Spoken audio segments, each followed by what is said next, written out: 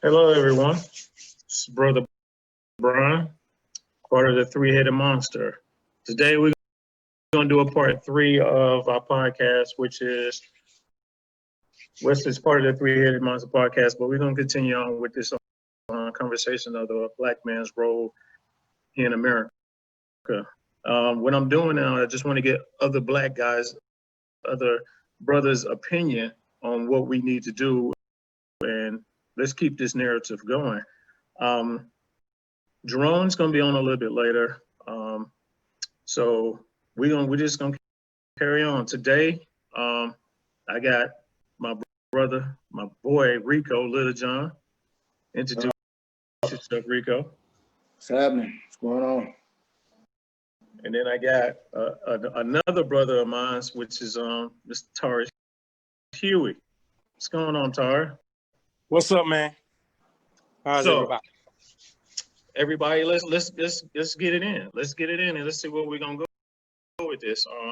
Again, so I guess I'm gonna ask you, your brothers, what is it that I mean? I guess I'll start with you, Rico. What is your answer to what's the black man's role in here in America? I think the first week I was talking about it, somebody touched on. I can't remember who it was. I didn't remember the names, but I don't see our role. I see it on a smaller level. When you say our role in America, I think that's more of a strategic type question. But I think to me, it starts out like in your household, and it morphs from there into your community. It starts with, if you're a father, being a father to your children, raising them, being a good example to them, and that don't mean, having a certain education level or a certain income. It just means doing what you know is right, taking care of your kids, and being a responsible, productive citizen of society, and then taking it from there and being a responsible member and a productive member of your community, and so on and so forth. So to me, it starts in your household and it goes from there. And it doesn't matter what your background is or where you come from or what you've been through. All of that stuff helps shape you and mold you into who you are. And it helps you to grow and be a better person, hopefully, in the end. All right, Jerome. I'm not Jerome, but Taurus, give me your opinion. Well, the brother kind of summed it up. It starts in the household. But most of all, and then if you don't have that father in the household, and my thing is, like myself, I'm gonna put myself in it because I didn't have my father. But I think it takes other men like my uncle who showed me what a man's supposed to do, how a man's supposed to take care of his family, take care of his kids, and work hard, and try to stay out of trouble. Because I look at the way my uncle showed me how to hunt, how to fish, how to do certain things. And it kept me out of trouble. Even today, my kids is not as I am or what I was. They're more into computers. And what I try to instill in them is take what you have, that you're good at, and utilize it to provide for your family, for your kids. Today, our young men have a mind of their own. It's not like our mind. Our mind is set on, whenever we had kids, it changed our ability it changed us as an individual and made us become men. But that which we was taught, we never forgot. It stayed with us, with me. And I just feel like sometimes, man, we have to go back to the basics, but teach them how to survive. Because it was always told to me, I can show you and feed you fish, but if I teach you, you will know how to fish and you will survive. So we have to show these young men, you know, it's just more than just killing and things of that nature, or out here trying to rip, run, get high and party. I tell my boys all the time, do what you got to do. And then when that time come to relax or play, then you can do other things. But brother, I like to hear something else, because maybe that can inspire me to tell my two young boys. And this is what we're doing, is general conversation. Just a bunch of men having a logic conversation. I mean, y'all said good points, because it do start at home. I was fortunate to have my dad, but some of the stuff my dad would tell me, I wasn't paying no attention. Ricco, your dad was trying to tell us stuff, and I wasn't paying no attention. So, but it's like now, when we go back, and it's like, man, that man, he was really trying to instill something. And growing up with you, Tars, and being around your uncles, which I feared, you know, because, you know, and I think that's where this whole notion of it takes a village to raise a child. Yeah. And we got away from that to the fact is, you know, if you say something to my child, I got a problem with you. Right. But what if I'm trying to tell your child what is he doing is wrong, and trying to help him? Because it's like everybody's, you know, it's all about self now. It's all about, don't worry about my family, stay out of my business. You know, I got this, I can take care of this. Versus like, okay, maybe the male role is not in the house, or if the male role is in, the male role don't know how to be the male role in the house.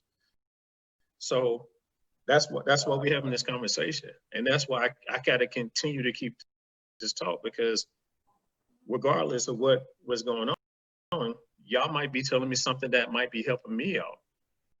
You know what I'm saying? Because everybody still has a walk. Everybody still has a journey. But at the same time, when brothers come together and we talk, we build it, and we building each other. So, I mean, we helping each other doing this walk, because that road has been lost. You know, and I can say I was a part of it. I was lost. And, you know, me having 2 kids when I was in high school, you know, and then joining the Air Force and not understanding, you know, leaving the Gaffney realm, understanding, you know, it's a different world out there. And it's, you know, it was shell shocking leaving Gaffney and going somewhere else and, you know, experiencing different things. But it's like now the fear is gone. And now it's like, I encourage everybody to leave out of your house, leave out of the area that you in, and visit, see other things, experience other different things, versus staying in that set mindset, because you'll never get out of it, because you're in a comfortable environment. Sometimes you got to get uncomfortable to grow. And I feel like I wasn't growing when I was there. And I'm gonna be honest with you, I wasn't. And when I got out and I went back, I kind of fell back into that mode. And then I fell back into a mindset that is like, who cares? I'm just gonna live my life. Now, understanding your life, or who's watching you, you might be a beacon to somebody else, but at the same time, you're not gonna know, because you're thinking about yourself and not thinking about the community. So now I'm in the community mindset, and I'm willing to help whoever needs to be helped. But again, I didn't do it by myself. I had brothers like, you know, y'all to be around to actually connect. Because, I mean, me and Ricco been tight since high school. And that's at the same time, me and Taurus, because, you know, Roxanne, who rest in peace, you know, that was your cousin that I was married to. So I've been around you since I was 16. I've been around Ricco since I was 13. And if I Yeah. can still talk to y'all and win up, I mean, I'm 45 now. Right. So a lot of people I can't say that I can sit there and have a logic conversation with, because I be like, man, I don't even want to hear what you got to say, because if you're not building, we ain't got nothing to talk about. So, you know, like I said, I mean, y'all did say some valid points. Set an example at home. And that's the thing that a lot of us don't want to do is, I guess you get tired of running the streets. And I mean, where do we go now? Where do we go now? What you think, Ricco? I don't know. I think it has to start with education. And I don't even mean that in a formal sense, but just education in general. Somebody, you know, talking to you, letting you know that there's more to life than what's in front of you. And you know, you can open up your mind to different things, and that goes into a little bit of when you're talking about in terms of growing and leaving an area. Well, it also in terms of not necessarily mentally, but just from an educational standpoint, and that's just reading a book, reading something that opens up your mind to other possibilities, and lets you know that there are other things in life that are available to you if you put the work in and you're willing to put the effort in to grow and to learn the other things that are out there for you. Because it could be anything from different people. Even like you said, when I left home at 18, I was in Nebraska for the first 7 years before I even lived overseas. So just being in Nebraska alone, it showed me how other people lived in other areas, and it was no different than where we were from. It was a lot of people who were there, and they were kind of stuck in the same like mindset and doing what everybody else was doing, and they didn't know any better because that's all they had known and all they had saw. But I was fortunate enough, like you said, that I had parents that gave me perspective, and it eventually, you know, it sunk in, and I started to learn things and understand things and how the world works and how to navigate through life. Because what's really crazy is, even though in South Carolina I experienced certain things, I experienced some of those same things in Nebraska. Even just dealing with like the police, learning how to deal with them. Had I not had those experiences in South Carolina, I would not have known how to handle them in Nebraska, because I was definitely harassed there just like I was in South Carolina, and it could have went a different way, but I had people teaching me differently and how to interact and how to deal with them. So it's just being smart and educating yourself, you know. And like I said, it's not just in terms of, you know, formal education, but just educating yourself and learning and understanding how things work, and that's not accepting what you've been told, but go out and try to take what you've been told and apply it. Tars, what you got? What you got, Tars? I'm gonna say to this point, it's who you kind of hang around. You can hang around positive or you can hang around negative. I tell my boys, there's two things you can do. You can hang around positive or you can hang around negative. The positive things is going to get you where, like we are doing today, like now, uplifting one another, talking, coming to a common denominator of what we can do to help in our community. You can hang around negative, which can get you in jail, get you in trouble. So leaving Gaffney abroad opened my mind, because now I'm dealing with different people who have different mentalities, not just stuck in the same mentality. And what I teach my boys, man, is, like you say, Ricco, it's education. And my wife is an educator. She's got DR in front of her name. She believes in education. I'm not so hard on education. I believe that, like I tell my wife, I believe more in common sense than education. Now, that's just me. Common sense can take you a long ways. Education can take you a long way, but I know a lot of people who educated and they're living on the streets. You know, some things people can't deal with like others, but I let her know common sense can take you a long ways and do a lot of things.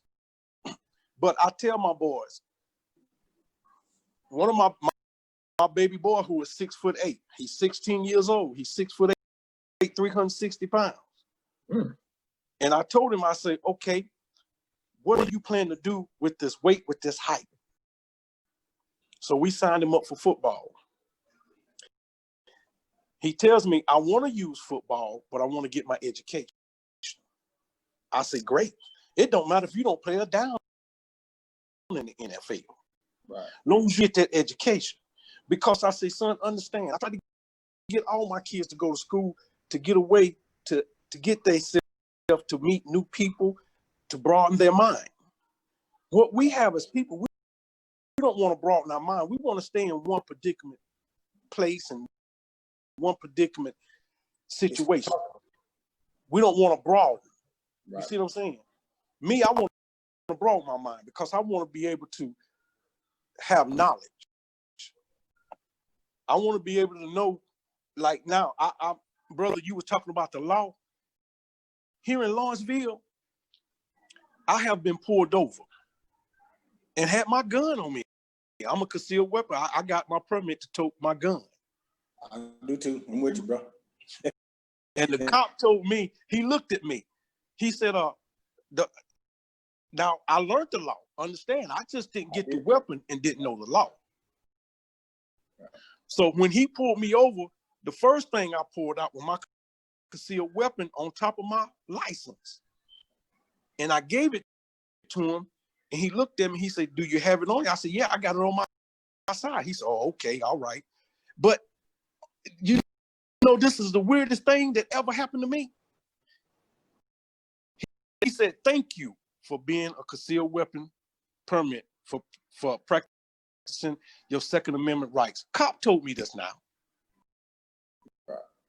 So what I come to read, and that showed me something. It's all in the area that you live in. If you go in with the mentality it's like this mother effer da cussing him out, guess what that cop gonna do? He gonna get an attitude because understand when he pulled you over, he already uptight and scared, like, okay, what I'm gonna walk up on. So if you greet him and say, hey, man, how you doing? The reason I pulled you over was that, okay. So I pulled my license out and concealed weapon permit. I mean, I see a lot of stuff on the media and on Facebook, but I have experienced things here in Georgia. And understand now, we talking about Georgia. Next to Alabama, was one of the racist states there was. But now it's begin to, like my kids' generation, and they begin to mingle and socialize. Mm-hmm. But I just feel like we have to change our mindset. Now that's just me.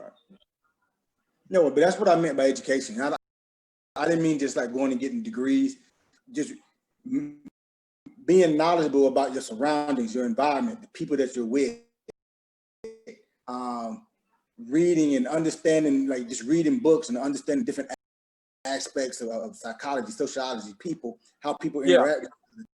And like you were saying about the cop, how you greet him with positive energy and he will more likely give you positive energy back. Yeah. You greet him with negative energy, he's definitely going to give you negative energy back. That's generally how most people react to each other. Yeah. And you're right, my brother. And we just have to, I mean, I tell my kids, get off around the house. Even in Gaffney, I say, leave Gaffney. And my son say, why, Daddy? I say, boy, if you want to better yourself, I say, and it's nothing wrong with Gaffney. To me, it's nothing wrong with our hometown. Now, don't get me wrong. I'm not putting my hometown down. I love it. But it's more for retired. Because it's slower. Kids today don't want to get out and broaden their minds, man. I don't know what it is, but they don't want to. They're like, I'm 52 years old. and it took me 40 years. You know, a friend of mine who I went to school with, Scott Weeks, who was in school when he said, damn, T, it took you 40 years to get out of gas. I said, it did, brother. But I finally got it out. And by me leaving, man, when I tell you, has elevated me so much in my mind, even in my spiritual.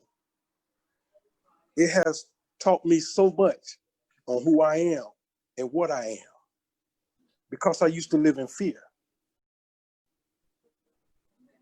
And now that I don't live in fear, I think, you know, it's just a beautiful thing.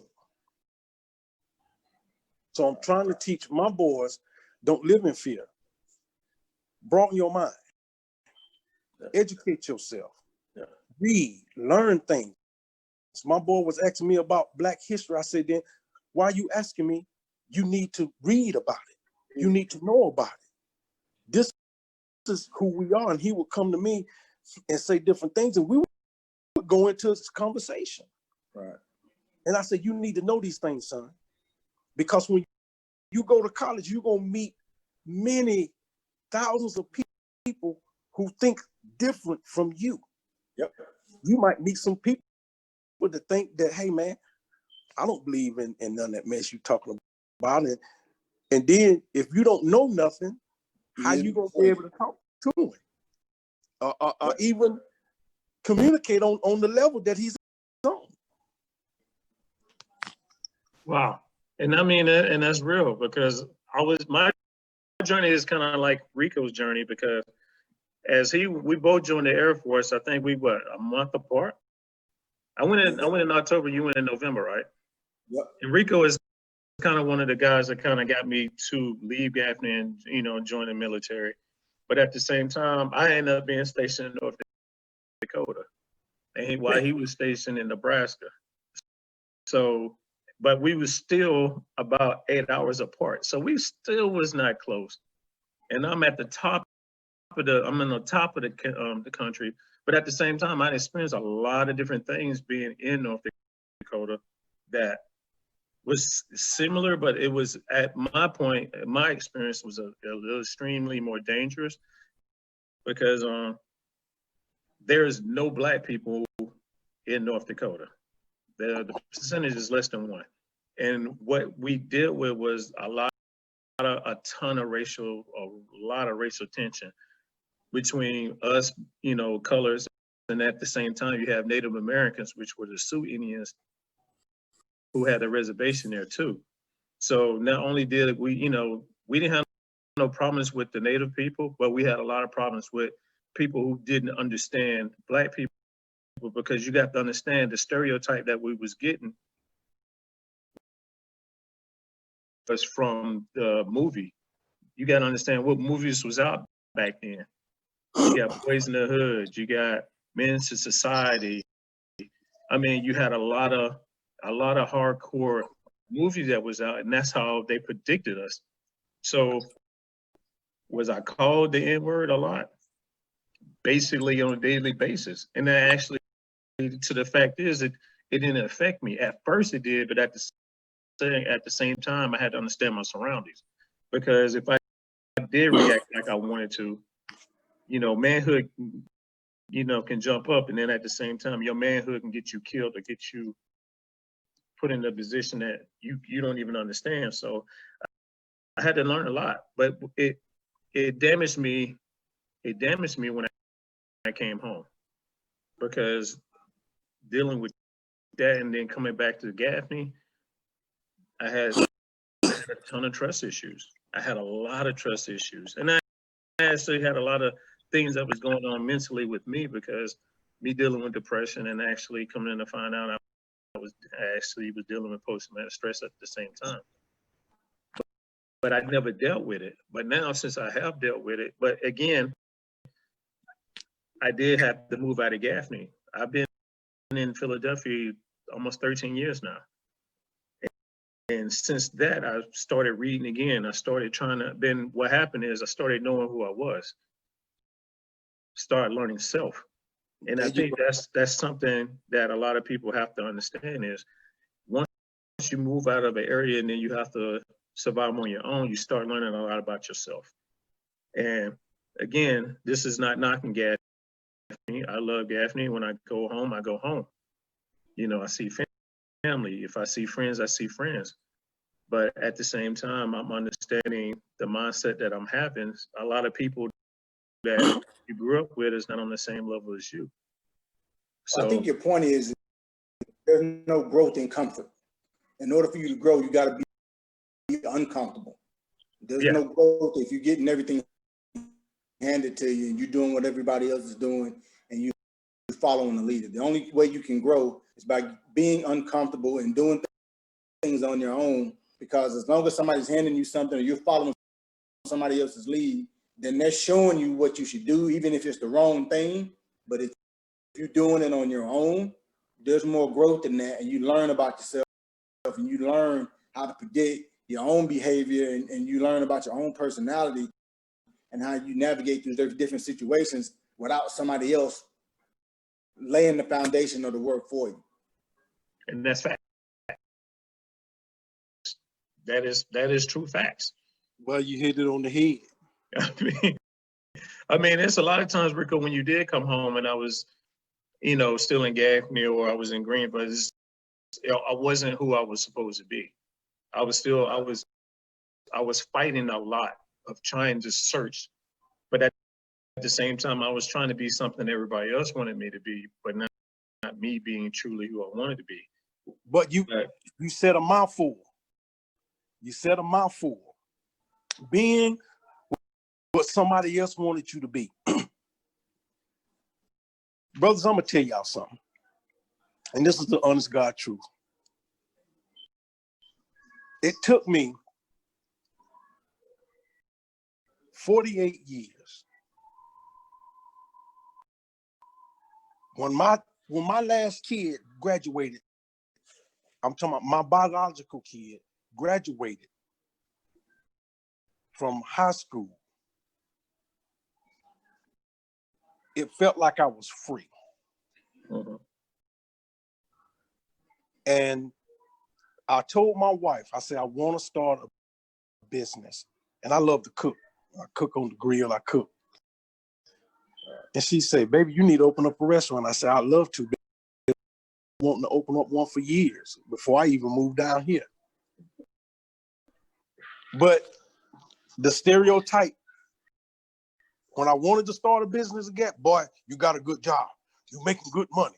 Don't you start no business. You stay on that job. Right. You see what I'm saying? Yeah. I worked for UPS, formerly Overnight, for 23 years. Before I walked in there and said I had enough. And I walked up out there, I told them I'm quitting. They say, what? I said, yeah, man, I'm done. I'm going to live for Tirish now. And it took me, and this was honest to God truth, till about a couple of weeks to where I had to just fall down and just, meditate, pray and say, what are you going to do? Yeah. You don't open this restaurant, or you going to let it sink, or you going to get in there and fight. My wife was telling me that. Because I had a fear. Because you understand something, brothers, for 40 years, I was always told, you can't do that, boy. Just work and do that. Now I can't work because I messed up my hand. 90% of my arm is disability. Right. So I can't hold an impact no more. I can't do mechanic work. So guess what? Right. Either you're going to sink or you're going to swim. Yep. So I had to come to grips with, wait a minute, who are you, Tirish? And that was kept me all the way back, Brian, when me and you and Jerome was on there. He said, Tyrus, who are you? And I said, I'm a king. But deeper than that, it don't even start there. I am a being. I am one with mind and spirit is one. I am capable of doing whatever I want to do. Only one can stop you is you. So it instilled in me to get out there and work harder, man. And me and my wife we got 3 businesses going right now. That's what's up. You see what I'm saying? So I had to get away from that in order to broaden my mind and come to grips with myself and strengthen myself, man. Even to the point when people talk about, they asked me, one dude said, he come in my restaurant. He said, man, you a Christian? And I said, no. He said, he looked at me funny, Caucasian guy. He said, you a Christian? I said, no, I ain't no Christian.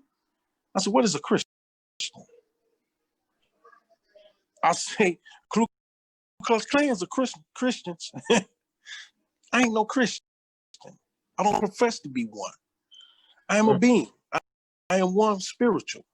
Mm-hmm. And he looked at me like I was crazy because understand something. This is the root of the problem, religion. And we wonder why young people can't get ahead. We wonder why they can't grow because they stuck. They stuck just like they're stuck in mud and can't get out. And the mud is so deep up to their waist, they can't get out. What is it going to take to get them out that mud? Show them that self. That's where you have to learn that inner man. That's why you have to do the meditation, and that's what the spiritual sense is. Because you got to understand, you're asking the ancestors to help you. Thank you. Fight the battles that you're going on. But a lot of people don't. We tend to look the other way, and we like to put that power into another deity that we don't even understand, don't even truly know. It's only what we've been told. So just believing in yourself. I think that's the root of it. You have to believe in yourself that whatever you do, you're going to be able to make it. And I think that's something that we as a people, we kind of lack because, our grandmas believed in us. But at the same time, that next generation kind of lost his way. Not saying that my parents did, but at the same time, my parents pushed me. My parents told me when I graduated, I had to get out of Gaffney no matter what. Yeah. And I was like, what? It's like, no matter what, you have to go because other than that, you're not going to grow. And then I never understood that until actually, until like 10 to 15 years later, I'm like, wow, I understand what they was really trying to do because you want your kid to get out of that nest and grow. You want them to get out of that nest and you want them to fly and soar as high as they can. But a lot of us, I guess this generation of parents, we want to keep our kids to our side and hold on to them and don't want to let them go because we have a fear of what's going on in this, this climate of this country, especially with us men. Either they're going to be killed or they're going to be in prison or they're going to be on drugs or, or they're going to be part of the gang violence or they're going to be, they won't be who they want to be. And then when they come to our daughters, are they going to be, are they going to get pregnant? Or are they going to get pregnant with the wrong guy? And are they going to be on welfare or be in the projects? Or, you have the fear of not letting your kids grow. I let my kids grow. They turn 18. Guess what? Daddy's still daddy, but daddy is not going to lecture you. Daddy just going to give you advice because you have to grow. And a lot of times, sometimes I had to step back. My 3 oldest to tell you, I had to step back and let them grow. But now they kind of understand the role that I had to do because you have to grow. And if I'm constantly feeding you, giving you all the water and the nutrients that you need, are you really growing? Or are you just under my command? See what I'm saying? So go ahead, Rico, jump in, man. No, and that's a part of it. Like my daughter's 18. So I've always tried to teach her, A, to be independent, and B, to make her own decisions. And I started that about 3 or 4 years ago. Like right when she started learning how to drive, I started giving her the freedom to start trying to make some decisions. And I'm like, hey, I'm not gonna make every decision for you. I'm gonna give you some information and I can guide you, but ultimately you're gonna have to start making decisions, because when you leave my house, if you ain't comfortable making these decisions, then you're gonna fall. So you have to learn to make decisions and then be able to learn and to live with those consequences of those decisions, but understand that there's no such thing as a bad decision. A bad decision can be corrected. The only issue you would have is if you made a bad decision and you didn't course correct. So every decision is just decisions. There's no good decisions. There's no bad decisions. You're talking about the outcome, not the decision itself. So everything that you do can fix if you're willing to make the necessary corrections along the way. So I try to make sure I teach them, especially my daughters, I try to teach them to be independent and to be able to learn to live on their own and not necessarily think that they got to always depend on me to do everything for them. Because like you said, I'll always be there and I always give them the guidance that they need. But ultimately, for you to get where you need to go, you need to learn yourself and you need to learn how to navigate the world in this life that we live in order to get where you want to be and not be afraid to make decisions. Facts. Tarish, jump in. I tell you, my daughter's is 33, 32, and I gave them, when they turned 13, to make decisions. Now I'm still overseer, Right. and still father, daddy, but I gave them a little room to think for themselves. And I do my two baby boys. One's about to turn 18, and the other one is 16. When they turned 13, I told their mama. Their mama wanted to, no, y'all gonna do this. I said, no, baby. I said, sit down. I said, you trying to tell young boys which you can't teach them how to be a man. That relies in me. Now, you can either let me teach them or they can be like the other ones. Locked down, don't know how to do nothing, scared to get out on their own. I say, or you can let me teach them. So I let them have their own mentality. When they wanted their hair cut a certain way, she would say no. I said, go ahead. How you want your hair cut? And I let them get their hair cut. And they like, yeah, Pops, you like that? I said, yeah, boy. They got their own mentality. When a kid turns 13, 12, 13, like I told my wife, you can't think for them no more because they begin to have their own identity. So you got to let them have their identity.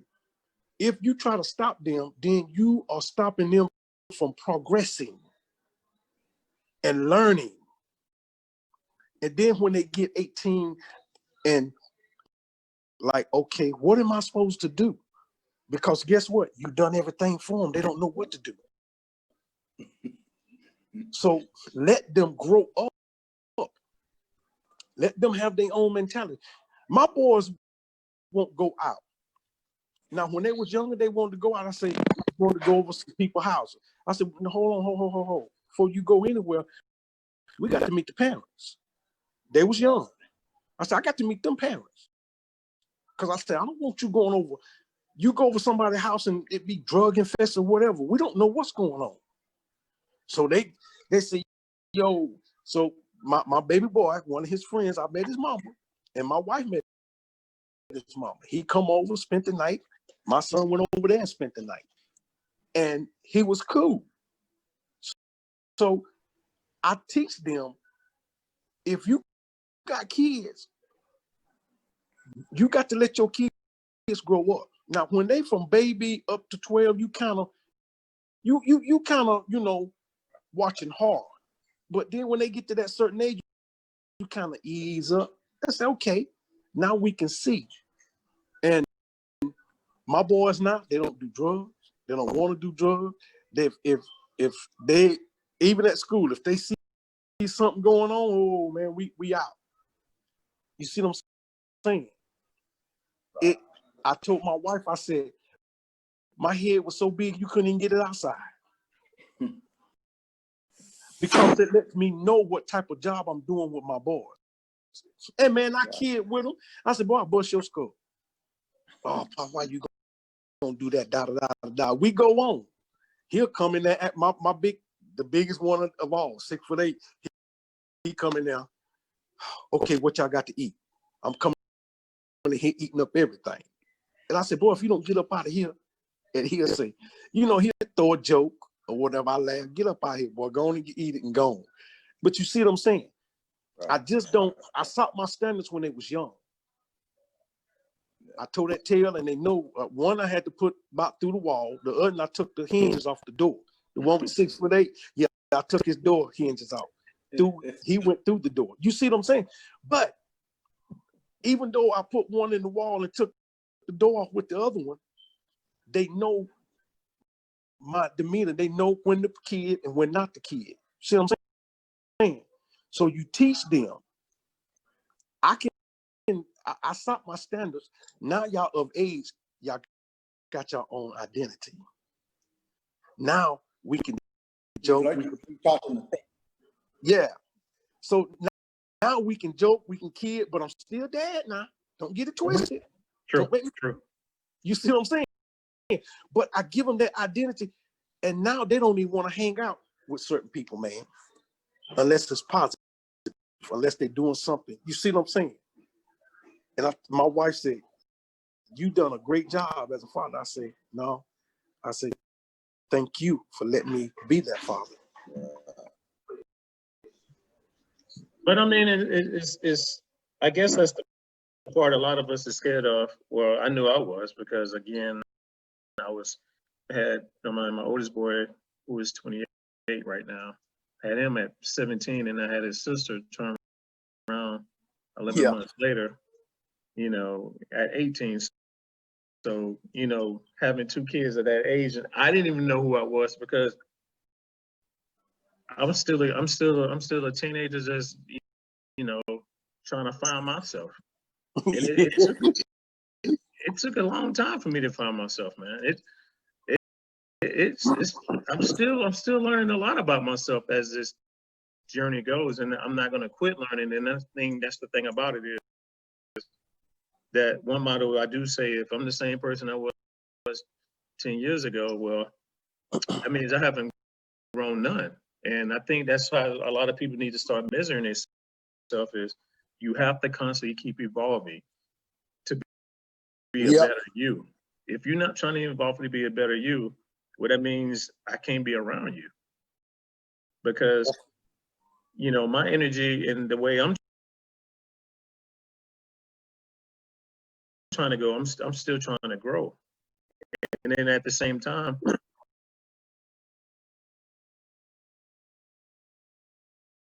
I have to be around like-minded people. And if I have to kind of help you and pull you up, I have no problem doing that. But if you're not willing to want to do better, then you're stuck in the system. And it's basically you're still stuck in that matrix that everything is okay. But at the same time, you have to learn your history. You have to really truly learn and understand your history. You can learn your history, but you have to understand the role your history has inside of you.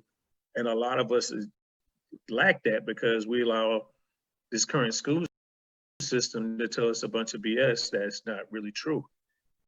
But again, when it comes to books, and when you start opening a book and you start reading, I can even tell you this: if you have reading problems, reading a book and constantly reading a book, you will actually get out of that learning disability, not even knowing that you're doing it, because what happens is you start believing within yourself and understanding yourself. In other words, I think it's kind of like your body or your own being start correcting the wrongs because you're addressing it within yourself. A lot of people are scared to look in the mirror. They don't like to look at the person in the mirror. Then the problem is you need to ask the question, what is wrong with that person in the mirror? Or what is it about that person that you're looking at in the mirror that you can change for the better? Because we're gonna always live in fear. Because am I scared when my boy is out? Yep. Am I scared when my daughters is out? Yep. And the way this current situation happens, especially y'all two that are in Georgia, you know, the situation that happened in Georgia, I mean, I'm walking the trail with my wife with my pistol on me. Why? Because you just, it's a fear tactic. It's a protection. It's not really fear, it's protection because I don't want to be caught off guard. And my wife is, you know, she's not really strong on me having guns and stuff. But at the same time, I'm like, I have to protect my castle. I have to protect y'all. And I feel like, and the thing about it is I don't even keep it hidden. I keep it on the hip. So, you know, if you walk up on me, some issues gonna happen, especially if you come at me, because it ain't like I'm quick to draw. It's the fact is, I'm just letting you know, I'm not gonna be that one. I'm not gonna be a push down. I've been a push down a lot back in my life. I'm not gonna be a push down no more. But at the same time, I have to teach my boys too, because my boys, which was, you know, with me here, 16 and 10, and they was like, Dad, when you gonna show us how, when you gonna teach us to shoot? And I'm like, you know what? You're right. Because I mean, it gets to the point is we probably gonna be start hunting for our food and growing our own food before you know it, because of the way everything is going around. Is what is healthy and what's not healthy, unless you go out there and get it yourself. So fear is something that fights us on a daily basis, and something that we have to learn how to overcome. Because I had a problem with reading. I had a problem just literally just talking, because the words that come out of my mouth would be, you know, not perfect and stuff like that. But yeah, keep using it. You keep using it, you do nothing but strengthen it up. And I think if you start strengthening your mindset by reading books, understanding different things, experiencing different things, you will grow. Well, you know what's weird is I didn't even know that I like reading books. Like I read a lot now, but I didn't. It was the first book I ever read that I actually enjoyed reading. I was in 11th grade, and it was the autobiography of Malcolm X. It opened up my mind to autobiographies and real stories. Like I don't even read science fiction. I don't read any of that. If it's not a book that is based on truth, I don't read it. And it was when I read that, because up until that point, I hated reading, because everything they were having us read, like The Great Gatsby and all these other books that didn't mean anything to me. It didn't make sense to me. Like, what am I reading? What's the purpose of me reading this? You didn't and when the connect. teacher finally said one day, go pick a book out and you can read whatever you want, I picked that book because it was familiar to me. I didn't know what was in it. I'd always heard about Malcolm X, but then when I read it, it opened up my eyes, and it taught me, reading his story taught me about life, is that you put into whatever you put into your life is what you're going to get out of it. When he was Detroit Red, he was getting exactly what he wanted out of his life, which was the prison, because that's what he was putting into it. But when he started educating himself and learning about himself and learning about, you know, history, is when he started to change. And even when he thought he had completed that change, he still had growth. When he went to Mecca, he understood the stuff that he had been taught was also wrong, even though he thought it was right. So he kept growing, even when he thought that he didn't have any more growth to go. And he kept growing. And that taught me, even in the 11th grade, it taught me about life and human nature, and how if you want to be, whatever you want out of life, it's incumbent upon you to put exactly what you want into it. If you put garbage into your life and you want to hang around the wrong people and do the wrong things, then guess what you're going to get out of life? The wrong thing, stuff that you don't want.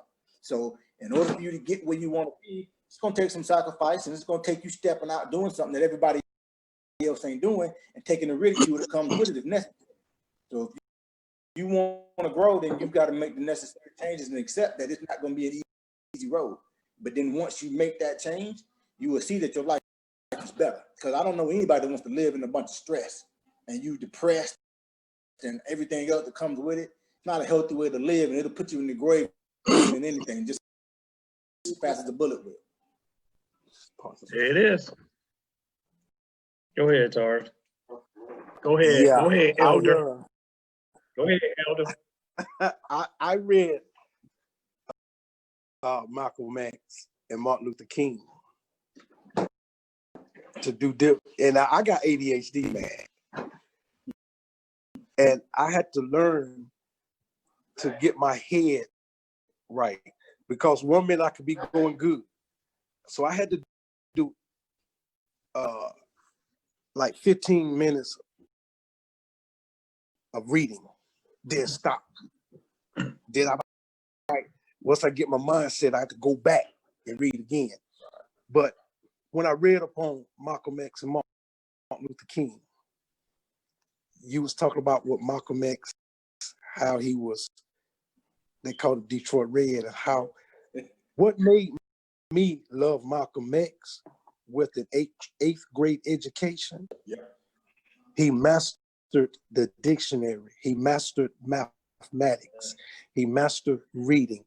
So when he come out of prison and got with the Elijah Muhammad, do you know there wasn't a Harvard, a Yale, a Princeton could debate against him? Only with the eighth grade education. They couldn't even debate against him. Even Dr. Martin Luther King, who had a DR, a doctor in degree, a PhD, they could not debate against him. So that lets, and I tell my boys, my kids, I say, you can do what you want to do. It lies in you.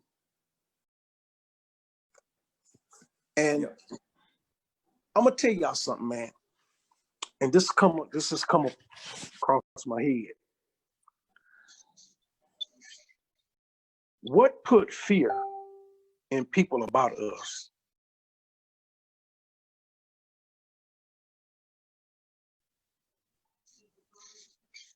And me and my wife had this discussion. What put fear in about us, especially a black man? Why do people fear the Caucasian race, fear us as a black man? Number one, you notice they said, put it in a book and a black man won't read. But guess what, fellas? Black man read now. And they scared. And the black man is coming to know himself. And they scared. So what do? Since they are in the law, Malcolm X said this back in 1966, 64, 62, 1960. They was killing us then. And they still trying. And I feel like you feel, Brian. I feel for my boys. Because I got 7 of them. And my daughters, I got 3 of them. And especially for Junior, Tyrus Jr., I feel for him hard. Because he has that mind frame. One of us gonna lead this world. And I used to have that mind frame, but I fear for him. And I'm trying to get them to understand. Educate yourself. Learn. Even if you look at Black history tapes or hear the autobiography, learn. Because whenever you become more educated, more knowledgeable, that put the fear in the Caucasian male.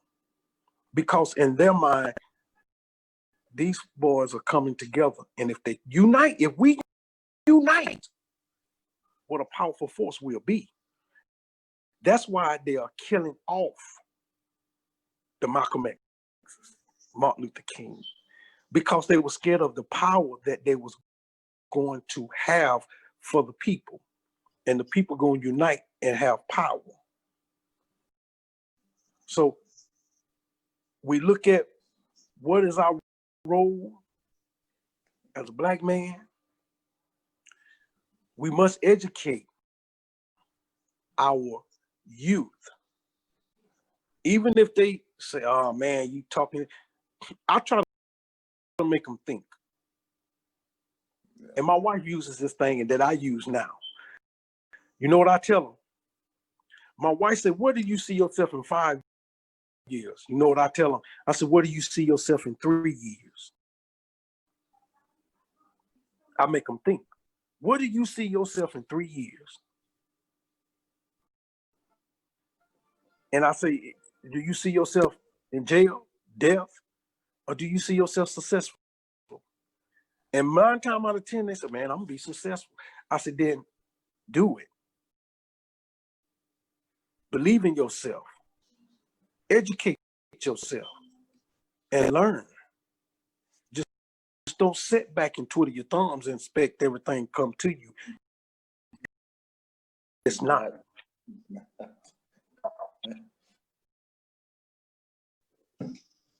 That's facts. Go ahead, Rico.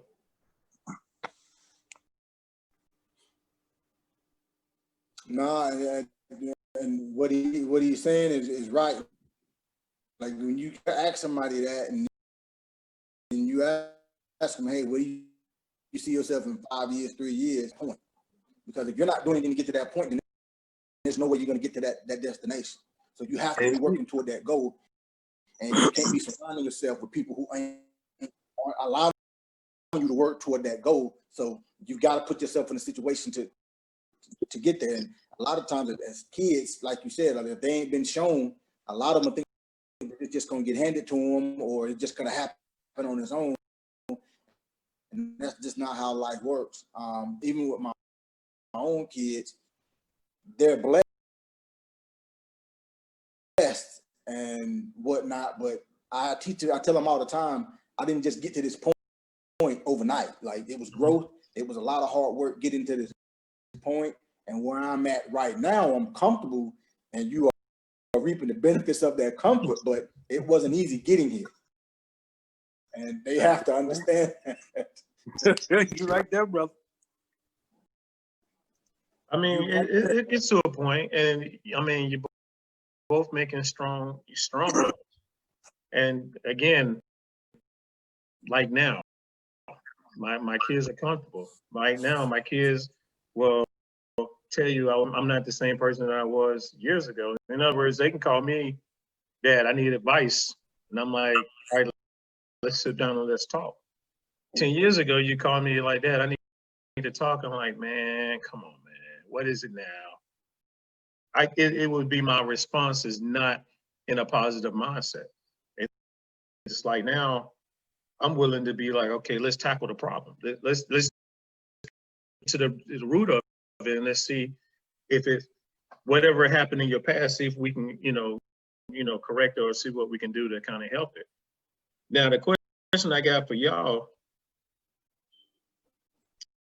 is, how can we unite as a people? Because not only are whites fear us, we fear our own people. It's a strong trust issue. Strong trust issue. Because I ain't gonna lie, there's a lot of people in Gaffney I don't trust and like to be around. There's a lot of people in Philly, areas that I don't go. I would go, but I'm going with a mindset is I gotta protect me regardless, because a lot of us don't look at us as us. We still look at us as different people. You're from a different neighborhood. You don't belong in here. You know what I'm saying? Or you talk different, because I'm still talk country as hell. I mean, it's a little bit street savvy, but at the same time, they can pick up my accent and say, you're not from here. I'm like, no, I'm not. So that aspect is always going to be a problem. But at the same time, I'm still maintaining myself to stay in a positive mindset and just be open-minded. And I think that's a lot of us as a people is not open-minded to understand change. And I think that would be one of our biggest downfall, because we don't teach our kids to, you're going to fall. All you got to do is just get back up and keep it moving. That's We right. just, they in the mindset of if they fall, they fail, and that's it. And that's something that we need to teach them is if you fall, just get back up and keep going, because your life is not over. You still have a purpose. Failure is in not getting up. Yeah. Are they trained to get back up? Falling is not. Yeah, failure is not. Falling is not failure. Failure is not getting back up. Life is not going to be easy, and everything ain't going to be handed to you. But even getting back to, what your question was, I think a lot of it has to do with the energy and not being afraid. Like I don't know. I like some of what I've been through, even in my own life, is shown that fear is natural, but it shouldn't be something that controls you. So even if I meet other people, I don't care whether they're black or they're white or whatever, I don't let that fear control me, and I always try to make sure I got the right energy when I meet different people, no matter what my personal fears may be. I make sure my energy is right so that they can reciprocate that energy. Because like I said before, if you come at somebody with negative energy, then 9 times out of 10 you're gonna get negative energy back. That's just the way life goes. And if sometimes you come at people with positive energy, even if they got negative energy, it disarms them and it allows them to see that they're the one with the issue and it ain't you. So they need to check themselves. And that's how most people will course correct when they meet somebody with positive energies. They'll check themselves and be like, okay, he's not coming at me with negative energy, so I need to come back at him with the same type of energy to not escalate the situation. There it is. Go ahead, Tari. Now tell me say the question again, Brian. How can we unite? How can we unite as a people? Basically. Have y'all ever heard of a brother named Pro-Light? Brother Pro-Light. He's a Muslim? Not really a Muslim. 5% or something like that? Yeah, he's a very educated brother. Pro-light. Very educated. I better check that out. It's brother Pro-Light. Oh, you're talking about Brother Polite? Yeah, Polite. Oh, yeah. I know what you're talking about. Brother Polite out of I think he got New York. Yeah. I think he is. Yeah, Brother Polite. I know what you're talking about. The Facebook postings and the videos? Yeah. Okay, yeah, I know who he is. He says some deep things. I don't agree with everything everybody say, but I like a lot of things that you say. Right. Mm-hmm. How can we unite? That is a serious question, Brian. Start a conversation with it though, but the reason why I asked is because it is start here as an idea, and it manifests because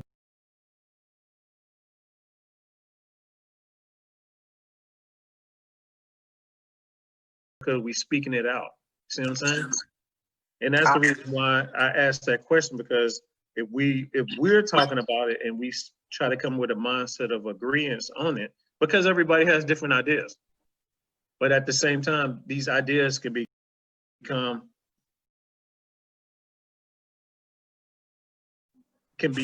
and workable. So go ahead. Go ahead. This is how I look at it, my brother. Oh, yo, First brother, of all, King Tut just joined the crew, y'all. all right. The first thing is religious got to be out of it. Mm-hmm. If we could sit down like grown men and young men and talk about things, what we fail to understand as older men, we're afraid to let young men talk because we're afraid that, and this is something I went through because I was working hard in the community. And a lot of old men would come in, instead of lifting me up, they try to tear me down. Now I'm in the predicament they in, and I know what I've been through. I'm not gonna tear the young man down. I'm gonna try to build him up. Mm-hmm. So if we can build the young man up to the point of where we at in standards and in the mind frame, I feel like then we can unite as a one. But we can't tear down the young man to try to make ourselves look good. We have to take what we have learned in life and build up the mentality of the young man to bring him along, to let him see, yeah, there's gonna be some things that you gonna go through. But brother, if you believe in self and you believe in the things that you are capable of doing, I mean, if you, it's like I tell my boys, if y'all go to school, you might go to school for business. You might meet a man who can help you build your business. You might meet a brother that can help you finance your business because he might be going for financial economics. You might be going just for business, and you might want to start a business, but you met this brother over here who y'all became good friends and built each other up. Now you can start a dynasty. We have to show them and teach them, but at the same time, we can't kill them out. We have to bring them up. Just like we had mentors who brought us up, but we can't kill them out. Because when I was in dealing with church, dealing with things of that nature, believe it or not, the preacher, the deacons who criticized and put me down so hard, it killed me out, man. Because in my mind, I'm looking at you preaching on one thing, but you're doing another. How is that? How you gonna tell me to love and then try to destroy? We got to get out of that mentality. Not trying, you scared the young man gonna stand up and take over. We won't be, because when I get old and I can't do no more, guess what? That's what we teach them young brothers, to unite, to come together, to stand strong, to stand firm, believe in yourself, build businesses. And I got to look at Oklahoma, Black Wall Street, a preacher who took a community, built number blacks, who built a town to unite his people, and they were strong. What is it gonna take for us to build another Wall Street? What is it gonna take to get the young man mind united? Brother, that's a great question. And I know we got many answers, but the many answers that we have, maybe we can get them all together and try to apply it. All right. Tut, what's going on, man? Peace to my brothers. How y'all doing? Peace, my brother. What's up, Tut? Peace. How y'all doing?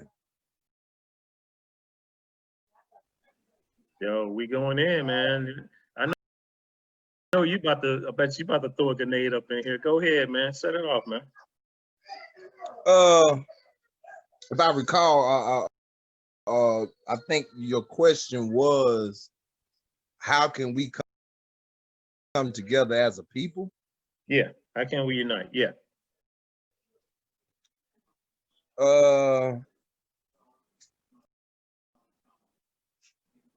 Not one point in time in history have we all like came together.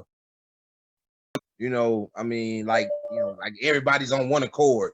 No. I understand that. We'll never be Right. that. But So, at least have a purpose in life to try to take care of one another.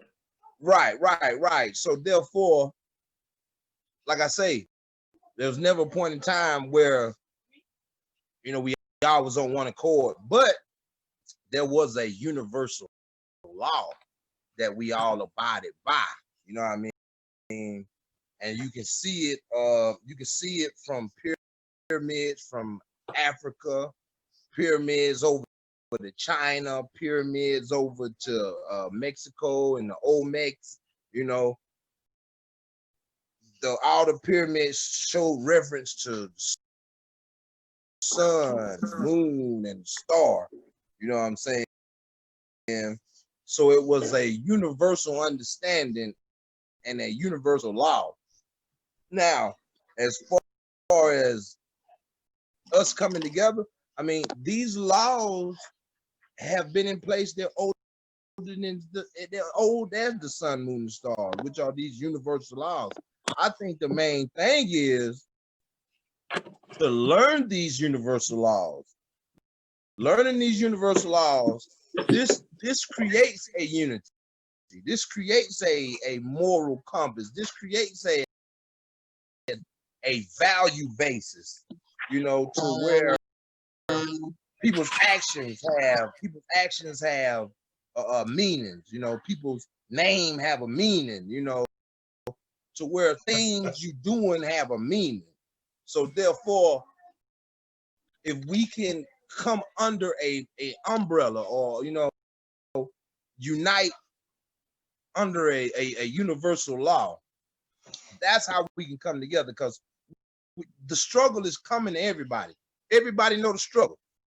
You know what I'm saying? Everybody knows the struggle. We all know the struggle. We all can share in that struggle, but we're not using our universal laws to navigate through the struggle, or using these universal laws to come up out of the struggle. Because for one, these universal laws are not known. You know, a lot of you have your human nature, your instincts, which are innate to you, yes. But there's nurture along with nature. You know, bathroom. There's nurture along with nature. So therefore, as much as we get it naturally, you know, through nature, those universal laws, we have to also learn them. We have to be taught them, or we have to learn them, you know. And that goes to studying, to speaking to elders, that goes to researching, you know, taking these avenues.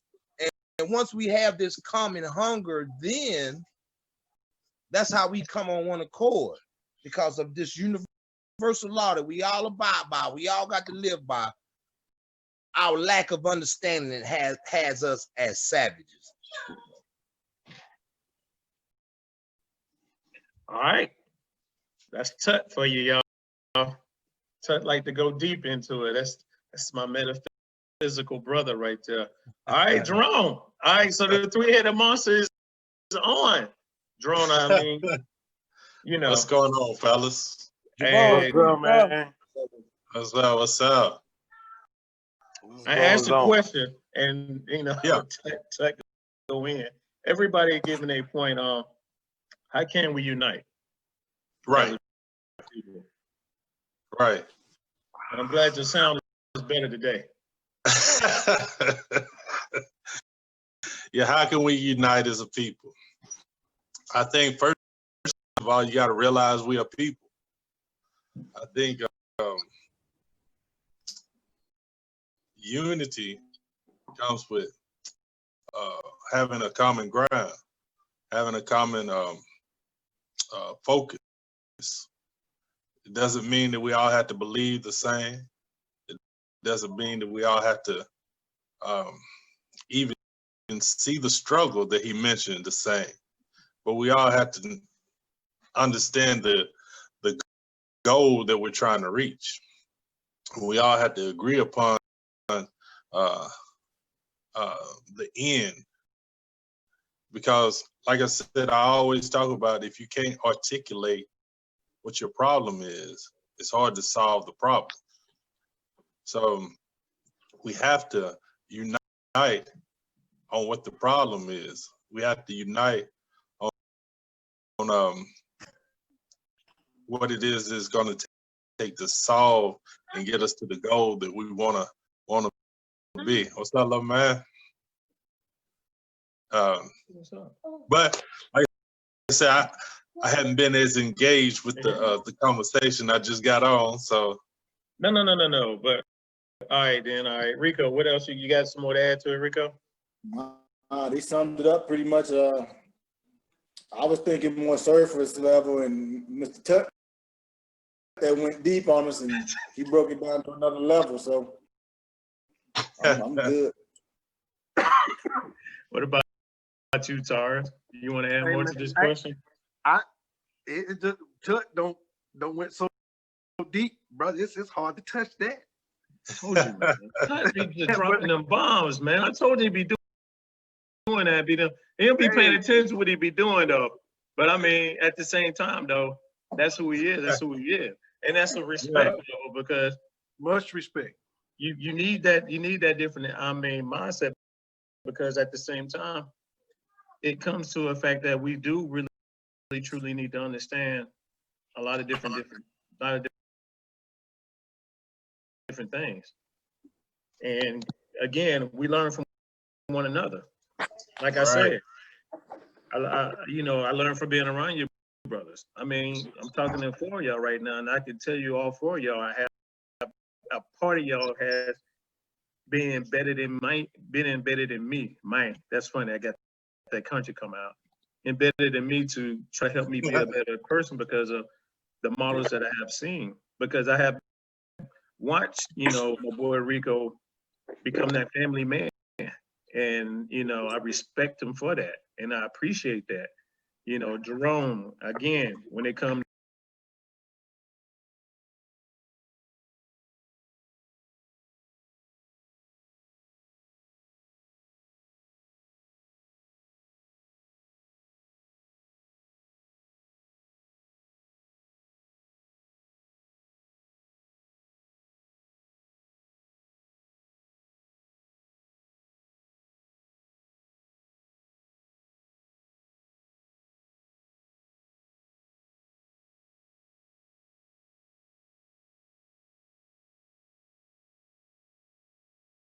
you, I like that you brought me out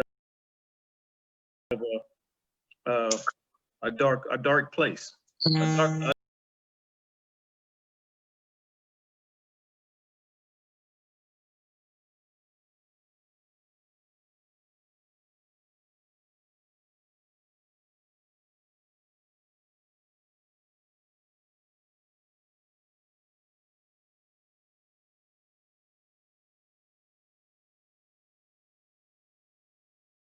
Dark, when I say dark place, a dark place of non-understanding. You know what I'm saying?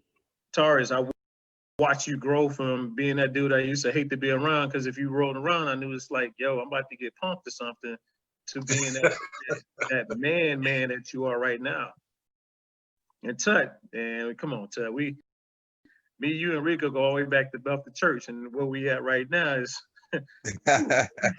far from that. But I mean, at the same time, just that one notion that you just did, it just, again, you go deep, and it's kind of like, where you get that from, especially if we came out of the same area. But not only that is, everybody has a different background. Everybody has a different history.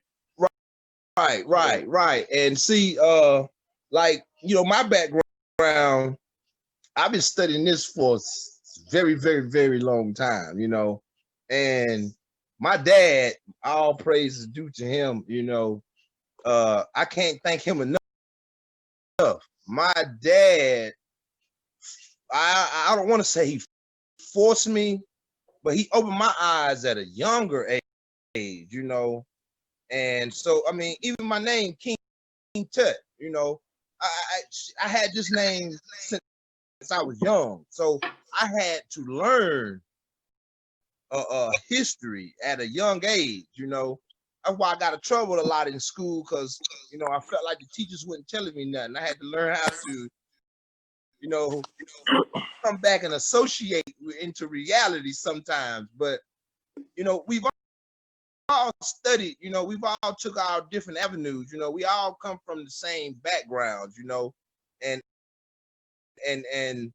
one thing I have learned, not to, I hate to knock my Christian counterparts as much, but one thing I have learned is, you know, the Christian way of forcing their view, you know, Christianity has a way of forcing their view, and the actual Christian way is to have a, you know, to give somebody that free will, you know, and you don't force nobody to your way of life, you know. That's, you know, in Arabic that's called shaitan, you know. So when you make another go into your mischief, you know. So a lot of Christians, you know, I don't mean to knock Christians. I mean, you know, much respect to anybody into what they believe, you know. That's their belief, that's them. But one thing that I did learn is how they push their point of view. And so things I was learning, I never wanted to push my point of view off on nobody else. You know what I mean? Because I knew in due time, you know, in due time, the truth would manifest itself. You know what I mean? I knew as long as I kept speaking the truth, you know, it's going to manifest itself. And then that person will wake up to it. That person will wake up to it. That person will wake up to it, you know. But you don't have to force it on nobody. And that's majorly, I think I heard Ricco even talking about it earlier. When you bite at somebody, they going to bite back. So when they bite back, you can't go running and be like, oh, they bit me. You bit at them first, you know. So a lot of times when you force something on somebody, you're opening up, you know what I'm saying, that avenue for somebody to bite back, you know. So that's one main thing I learned, you know, earlier, you know, from our, you know, ventures growing up. And I catered to that even when I would speak to people. I never wanted to influence nobody to my way of life, you know, or my ideals. I always push people to, you know, learn the truth for themselves, you know. So, like I say, you know, the Christian way, you know, forcing everybody, you believe in Jesus or you go to church, you know, they impose that way of life on people. And I hate to say, but it's not right, you know. I just hey man, I touched on that a while ago.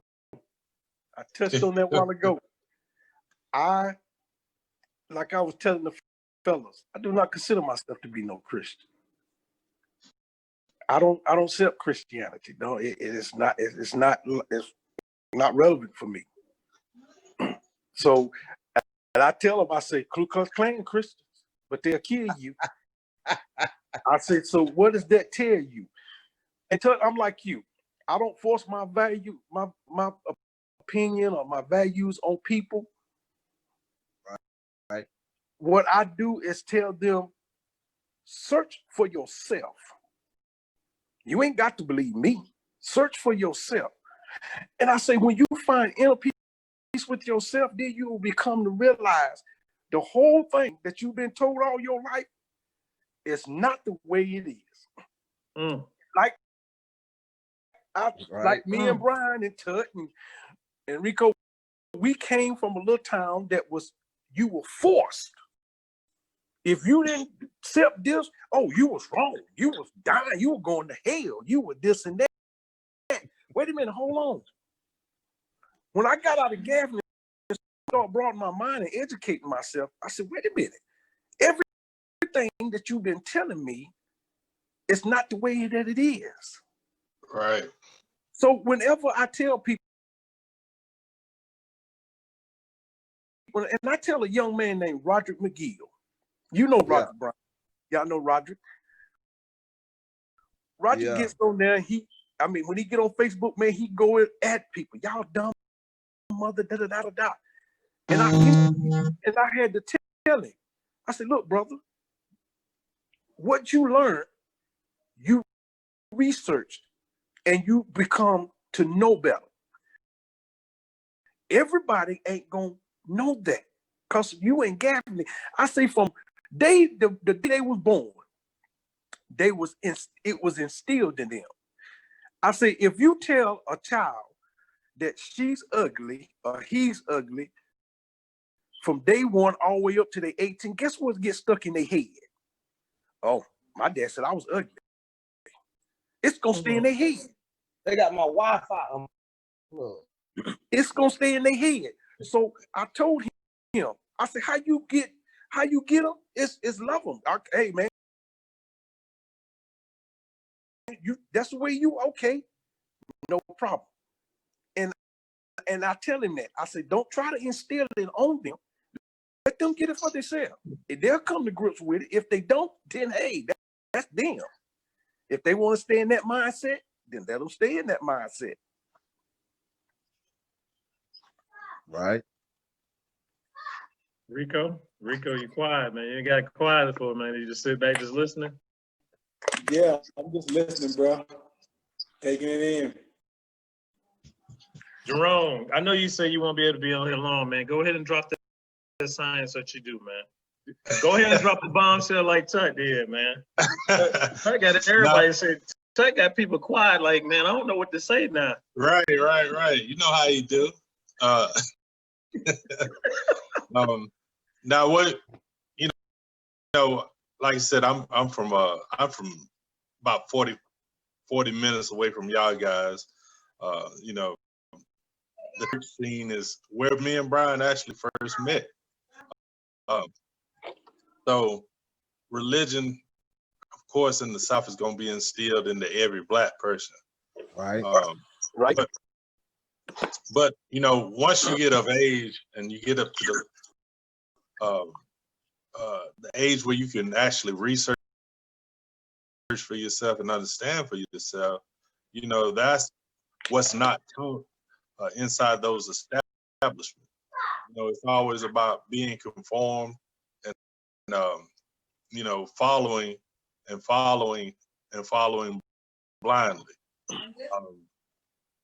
Religion is nothing more than man tried to find out there was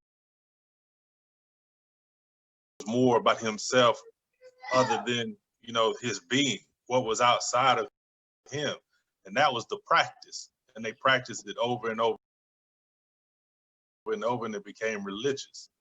But for us, we're still tied to our spirituality. There's a difference between religion and spirituality. That's not taught in our community. They try to keep spirituality away from us. They try to tell you that's evil. That's witchcraft. That's black magic. but it's actually truest, the truest science on this earth. And you know, and it don't really matter to me which faction you talk about, whether it be Islamic, whether it be Judaism, whether it be Christianity, whether it be our Hebrew brothers. You know, it's actually all four of those factions are still the same religion. You know, the Abrahamic faith. Right. But, you know, but they're taught to hate one another. But yet these are religions. That you know, that boggles my mind. But you know, I don't really after I got out of the religious mindset, and you know, I actually started to understand. Like Tut, I've been at this a long time, studying for a long time. But once you start to understand yourself, you understand the science of this earth, understand the science of this universe, you start to realize who you are and what power you have. When you talk about unity, unity is always in understanding the power that you have together. And that's why they always try to keep us separated. Even when we started being Christians, they separated us in the Baptists, Methodists, Episcopalian. So I mean, it's you can't even be united being a Christian. So you know, there's always division, man, and anything that brings division, you have to check it. You know, they say they keep following David, and David said a house divided can't stand against itself. But that, like I said, if they actually listen to what they preach, you know, maybe it'd be a better world. But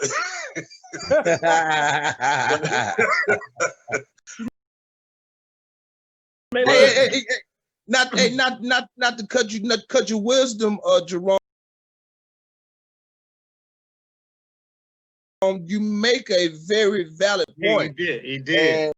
And, go ahead, bro. Yeah, you made a very valid point there. You know, because I don't like to knock. You know, earlier when I was gaining knowledge, I knocked every religion. I went in on them. You know what I'm saying? Right. But you know, because I knew every religion would seek to control the mind. You know, but you know, Jerome, you just made a key point though. Every religion has core values and morals that reflect this universal law. You know, every religion has morals and values that reflect this moral law, this universal law. Now, if they would live by them, the world would be a beautiful place. Right. So, yeah, and that's a very valid. Uh-oh, we got stuck. We got stuck in the. If they live by, he got stuck in his point. No conflict whatsoever. But did he come back again? Yeah, he came back in. No, yeah. Let me drop this. Jerome, you said something, and this is something that I feel like is important that a lot of people kind of like overlook. Is you said something about coming together. If we united, what if we united? Everybody is like-minded, more of on a spiritual sense. If everybody was on the same spiritual journey, I feel like coming together would be something that would just be, you know, when we all grow together, especially if we all spiritual and we, you know, let the ancestors guide us and everything, let the universe be what it is. And let the universe guide us in what we do, I feel like we will come together. But again, we have religion that knocks us down because again, me coming out of the South, I was told I couldn't listen to Farrakhan because Farrakhan was evil. Farrakhan was the devil. And I'm like, huh? Yeah. You know, because it wasn't Christianity. You know what I'm saying? And it's like, and I felt bad, like I lost a lot of years that I could have gained knowledge, especially knowledge of self, by just because I was told that coming up in the church. Because when I did come back, I got back into the church and I grew, but at the same time, it was something about it just wasn't just feeling right. But it's funny because I guess we got 5 brothers on right now, and we connected, through the universe.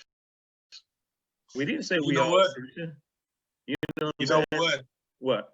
I look at it like this, B. I don't mean to. I don't mean to cut you off. I'm on a.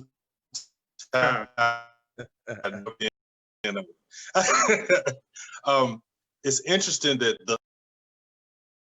the basis of what we've been taught in religion is singular religion, and what I mean by that is that you have to have a personal relationship with, whether it be Christ, whether it be Allah, whether it be God, right? And it's all about your singular relationship, and it's all about your singular blessing. Right. What's for you is for you, right? And so you're always taught to be just about yourself. Now, when you look at the ancient spirituality, if I'm not pronouncing it wrong, Ubuntu, it says, "I am because you are." So it's all about you and me being connected. Right. And that's how we see the universe. Mm-hmm. Is because Right. our energies are connected. Yes. But we're always being taught that it's about singular. It's a personal relationship. Nobody can tell you, but you know what I'm saying? But that's not how a village is built. A village is built by them coming together, you know.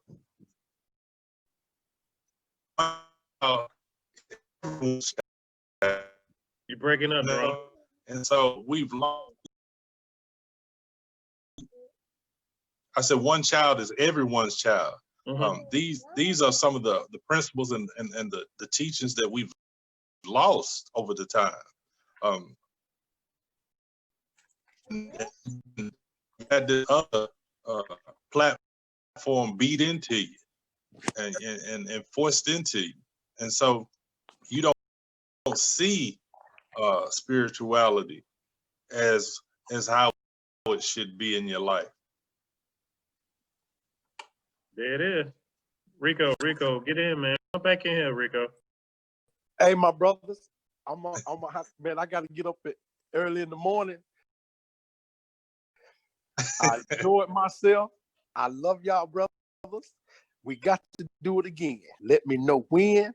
But, man, I got to get up at 3 o'clock in the morning. All right, man. All right. I got to bow out to bro. All right, brothers. No, you know what, though? Because I know everybody got to go. I know Jerome has to go. So, I mean, we can go ahead and get our final thoughts here. Ricco, give us your final thoughts before you bounce out. No, I mean, just speaking on religion, man, I've always viewed it as anything that can make you a better person should be something that you should gravitate to. But anything that makes you think that the other people around you are your enemy is not something you should gravitate to.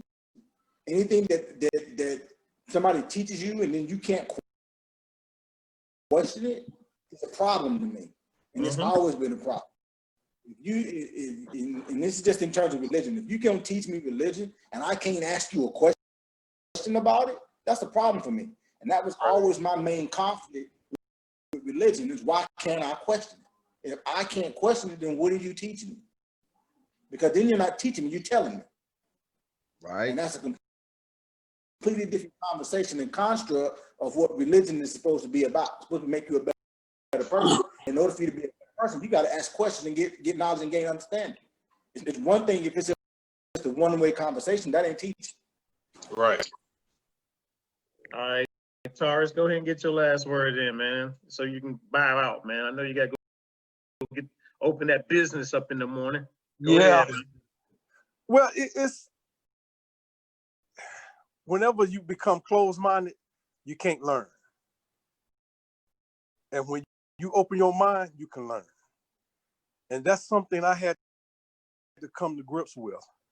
When I left Gavin, I had to open my mind, because everything that I said, and I ran into this with a preacher. I said, what make you think that you right and this man is wrong?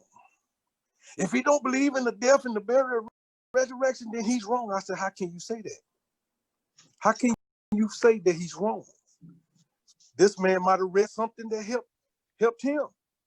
This man might have read something that saw that it wasn't true. That's what you believe in. So I said, how can you criticize this man? And that's when I had to open my mind and say, are you really right, Tyrus? Can you really say that you're right? Even, you see what I'm saying? Even how much you study or whatever, can you really say that you're right? And this man is wrong. Right. So whenever we open our mind, then we can and we can elevate ourselves. Because it's something that each of you brothers can teach me. It might be something that I can teach y'all. Just teach each other. And when we learn how to open our minds, and when we learn how to come together, man, we could be a powerful force, brothers.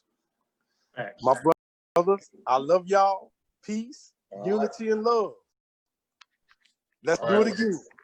All right, Jerome, get your last words in. Oh man. As always, man, I always talk about not believing what we talk about. Always research it for yourself. Find your own truth, find your own peace. As far as religion, it is what it is. I mean, if you've been in something for over 40 years and you have no change in your life, maybe it's time to reassess what you believe. Other than that, like I said, I would never tell anybody what to believe, what not to believe, but just assess the power that it has in your life. Just do that. Fellas, I'm gonna have to get off here. Love, great meeting you, Ricco. All right, Tud, it's always good, brother. B, let me know when we're doing it again. Man, just drop a line, man. All right, peace. All right, Tud, go ahead, man. Get your last out, man. Get your last words out, man. I close it out. I guess I close it out. One thing I will say, pertaining to today's topic of coming together. I think, us as a people, man, I always say know thyself, and that's one of the old adages that's going on for the ages, I've always said know thyself, man, but I want everybody to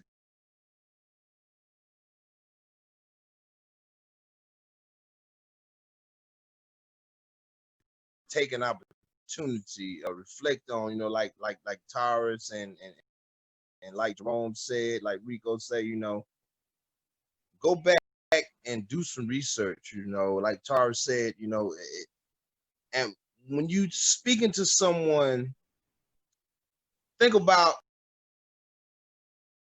the effect of where you're guiding this person. You know what I mean? Because,